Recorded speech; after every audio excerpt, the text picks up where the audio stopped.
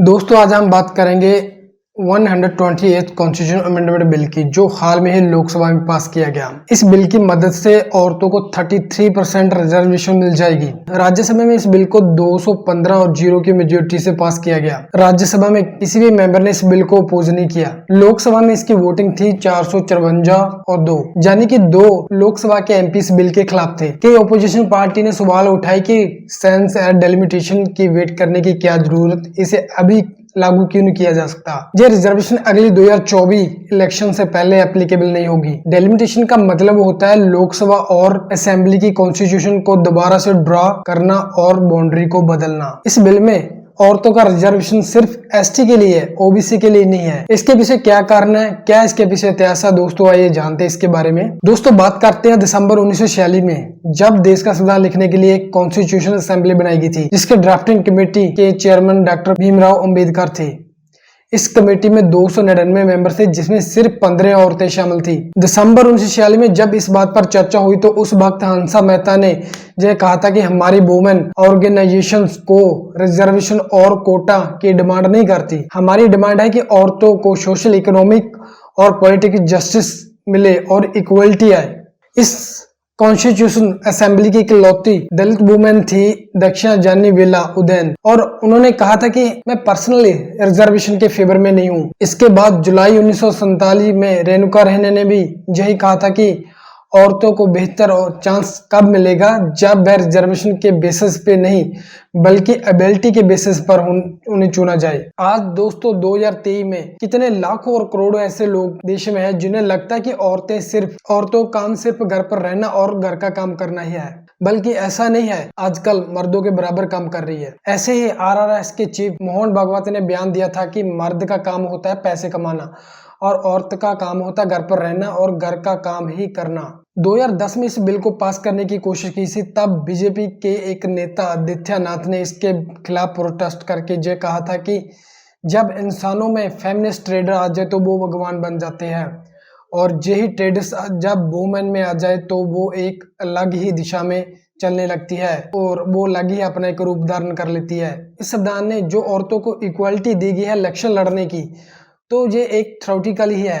अगर कोई औरत इलेक्शन में खड़ी भी हो जाती है किसी आदमी के विरुद्ध, तो बहुत सारे लोग उसे ये सोचकर वोट नहीं करते कि इसके पीछे ही एक मर्द का ही हाथ है, क्योंकि उसका हस्बैंड ही ये सब हैंडल करेगा। तो ऐसे ही कुछ लोग सोचते हैं कि जब वुमेन के पीछे सब कुछ आदमी ने ही करना है तो फिर औरतों को वोट क्यों दी जाए। कुछ लोगों का ये सोचना है। फीमेल की पॉपुलेशन 48.4% है 2022 के एस्टिमेट के अनुसार। लोकसभा का जो करंट रिप्रेजेंटेशन है उसमें औरतों की परसेंटेज सिर्फ 15 के अराउंड थी। स्टेट लेवल पे इसका और भी बहुत बुरा हाल है। अब इस नंबर को आप कंपेयर कीजिए अफ्रीका के रवांडा जैसे देशों से, जहां पे 61% औरतों उनके पार्लियामेंट में है। क्यूबा जैसे देशों में 55% पार्लियामेंट मेंबर्स औरतें हैं। अगर इस चीज को लेके कोई लिस्ट बनाई जाए तो 185 कंट्री में इंडिया 145 रैंक पे आएगा। पर दोस्तों इस चीज को नाम दिया जाता है पॉजिटिव डिस्क्रिमिनेशन।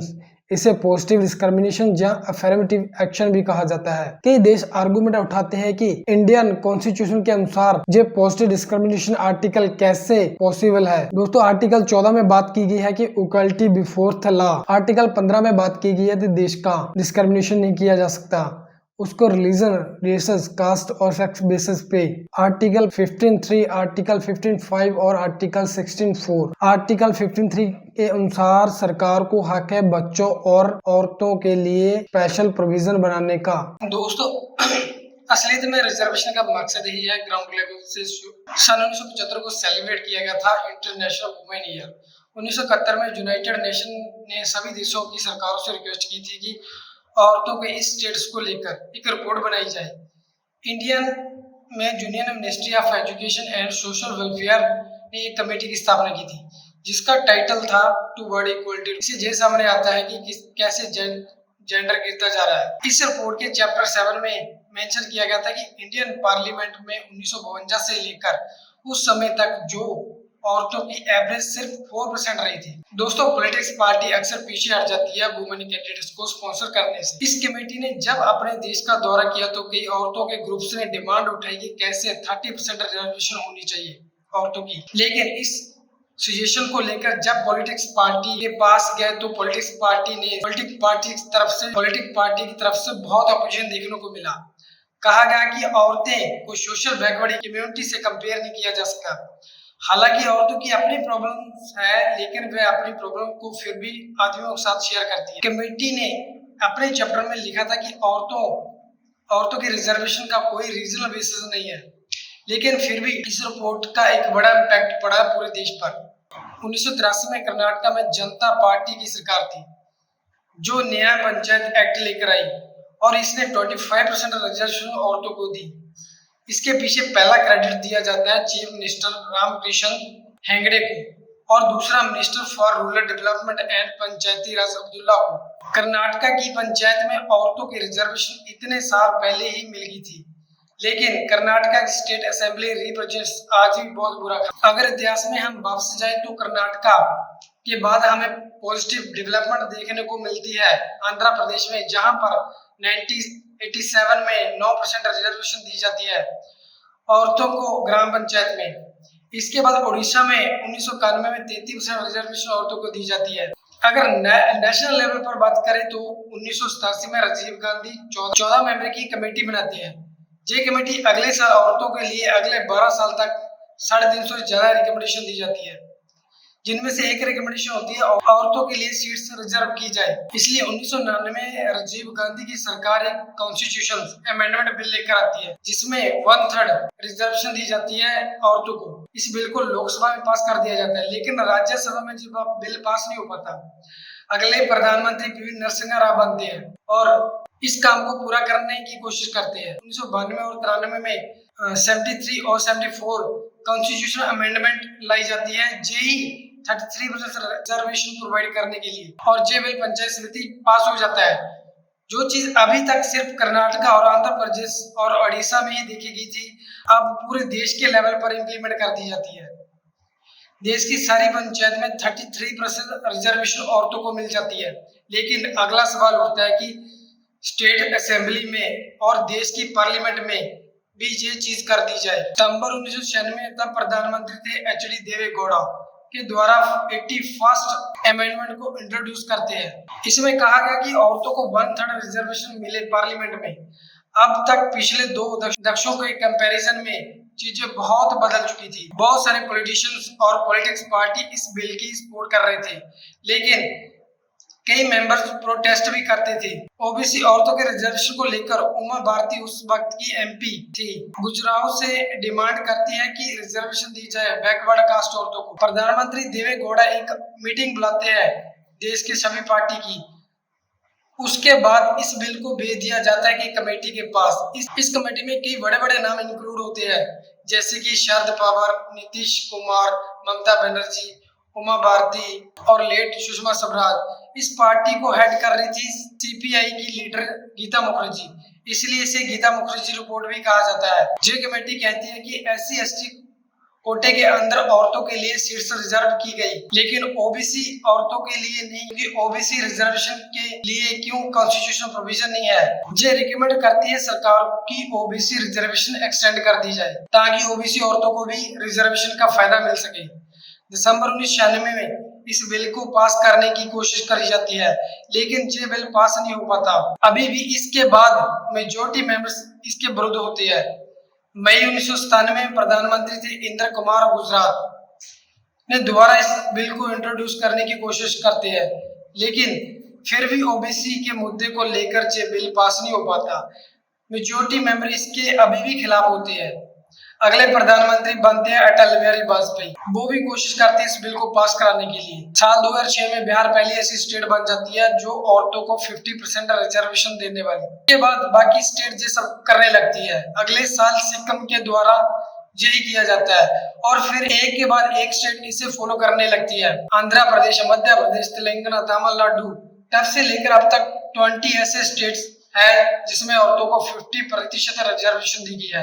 यही कारण है कि आज के दिन देश भर का पंचायत और नगर पालिका में ऑलमोस्ट 15 लाख से ज्यादा इलेक्टेड वुमेन है। लोकल बॉडी के लेवल पर औरतों की ऑलरेडी बहुत अच्छी रिप्रेजेंटेशन मिली हुई है। कि एक लंदन स्कूल ऑफ इकोनॉमिक्स के पेपर में बताया गया कि कैसे इसकी मदद से पानी, शिक्षा और रोड कनेक्टिविटी पर बेहतर फोकस देखने को मिला।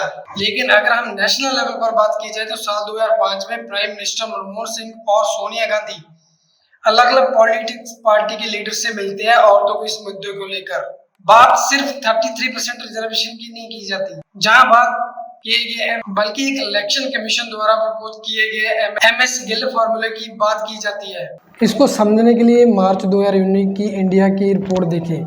इससे पहले देखने वाली ये बात है कि कितनी औरतों को कैंडिडेट के तौर पर इलेक्शन में खड़ा किया जाता है। सभी स्टेट में 10.5% से भी कम था।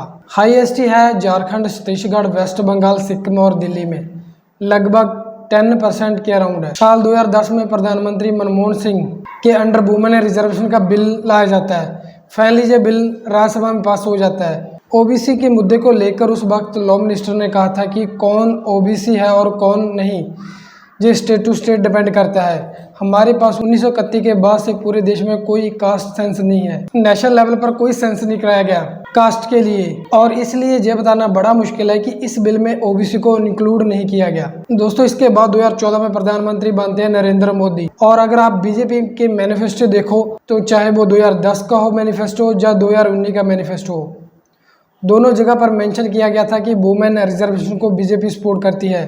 लेकिन सत्ता में रहने के 9 साल बाद इस बिल को लाया जाता है। एक स्पेशल सेशन के दौरान अच्छी खबर यह है कि ऑलमोस्ट सारी पॉलिटिकल पार्टी बिल को सपोर्ट करती है। जब ओबीसी का मुद्दा उठाया जाता है तो पर बिल्कुल रोका नहीं जाता और फाइनली हमें प्रोग्रेस देखने को मिल जाता है। इस मुद्दे पर इतने सालों बाद ओपोजिशन पार्टी को इस पार्लियामेंट सेशन का एजेंडे के बारे में पहले बताया नहीं जाता। इसे हम क्या कहें, चालाकी या कुछ और, या फिर प्रधानमंत्री की तरफ से क्रेडिट लेने की एक तरीका। ऐसे लगा कि ओपोजिशन पॉलिटिशियंस को कहा गया होगा कि तुम लोग आराम से आओ, जो भी इस बिल में इंट्रोड्यूस किया जाएगा उस पर तुम्हें कोई तैयारी नहीं करनी होगी। प्रधानमंत्री मोदी जादू की दिखाएंगे और तुम बैठकर ताली बजाना। लेकिन इस पर क्रेडिट लेने के इस महासंग्राम में इस बार कांग्रेस ने भी चुस्ती दिखाई। कुछ रिपोर्टर्स ने सोनिया गांधी से पूछा तो उन्होंने अपनी स्पीच में बताया कि यह बिल उनके जीवन साथी राजीव गांधी का सपना था। कांग्रेस पॉलिटिशियंस जयराम रमेश ने जुलाई 2018 को राहुल गांधी का एक लेटर को भी पोस्ट किया, जिसमें उन्होंने प्रधानमंत्री मोदी से रिक्वेस्ट की थी कि इस बिल को पास किया जाए। इस बिल की मदद से 2019 में लोकसभा इलेक्शन में औरतों मीनिंगफुल पार्टिसिपेट कर पाई थी। क्रेडिट लेने की कोशिश दोनों तरफ की गई थी, लेकिन अच्छी खबर ये थी कि यह बिल पास हुआ। अब सवाल ये उठता है कि वह 2 MPs कौन थे जो अभी भी इस बिल के खिलाफ थे। ये दोनों MPs दोस्तों AIMIM पार्टी के थे। पहला MP असुद्दीन ओबीसी और दूसरे इम्तियाज अली। इनका कहना था कि मुस्लिम और ओबीसी औरतों के इंक्लूजन के लिए लड़ रहे हैं, इसलिए इन्होंने इस बिल को अपोज किया। क्या इस रिजर्वेशन के अंदर एक रिलीजन्स बेसिस पर रिजर्वेशन दे देना सेंस बनता है? अगर जहां पर मुस्लिम औरतों को रिजर्वेशन दे दी जाए तो सिख औरतों, बुद्ध औरतों, जैन औरतों और पारसी औरतों को भी रिजर्वेशन मिलेगी। 1940 में इसके रिलेटेड एक चर्चा हुई थी। उसमें उस समय सरदार पटेल का कहना था कि ब्रिटिश ने स्पेयर्ड इलेक्ट्रो पॉलिसी इंट्रोड्यूस करी थी, हम इस चीज को दोबारा रिपीट नहीं कर सकते। ताजमहल हुसैन ने कहा था कि हम ना ही किसी रिजर्वेशन चाहते और ना ही सेपरेट इलेक्टोरेट्स, हम देश के साथ मर्ज होना चाहते हैं। हमारे पहले प्रधानमंत्री पंडित जवाहरलाल नेहरू ने कहा था कि किसी भी छोटे ग्रुप के लिए, मिनोरिटी के लिए ये अच्छी चीज नहीं होगी कि वे दुनिया के सामने दिखाए मेजोरिटी को कि हम अपने को आपसे अलग रखना चाहते हैं, हम आप पर भरोसा नहीं करते, इसलिए हम सेफगार्ड और जे बाकी चीज चाहते हैं। इसका मतलब सिर्फ ये है कि एक मुस्लिम MP ही मुस्लिम इंटरेस्ट को रिप्रेजेंट करता है, सिर्फ एक क्रिश्चियन MP ही क्रिश्चियन इंटरेस्ट को रिप्रेजेंट कर सकता है। ओबीसी खुद इस सेक्युलरिज्म को इम्प्रेस करना शुरू कर सकते हैं। अपनी खुद की पार्टी से 2018 की आइडिया रिपोर्ट के अनुसार एक उनकी पार्टी के एक MP और 6 पार्टी के MLA ने हेट स्पीच दी थी। इन्हें पार्टी से बाहर कर सकते हैं। अगर मुस्लिम औरतों की बात करी जाए तो AIMIM पार्टी के अंदर कोई भी एक मुस्लिम औरतों को सिंगल पोस्ट तक नहीं दी गई। अब रिलीजन औरतों के रिजर्वेशन से बाहर आकर ओबीसी रिजर्वेशन को देखते हैं। औरतों के लिए पिछले 27 सालों में से इस पर चर्चा हो रही है। 2010 में जब कांग्रेस ने इस बिल को पास किया था तो ऐसी बात चल रही थी कि ओबीसी विरोधी कांग्रेस, लेकिन अगर इस प्रॉब्लम को थोड़ा गहराई में देखेंगे तो आप तो पता चलेगा कि ये फंक्शन प्रॉब्लम है।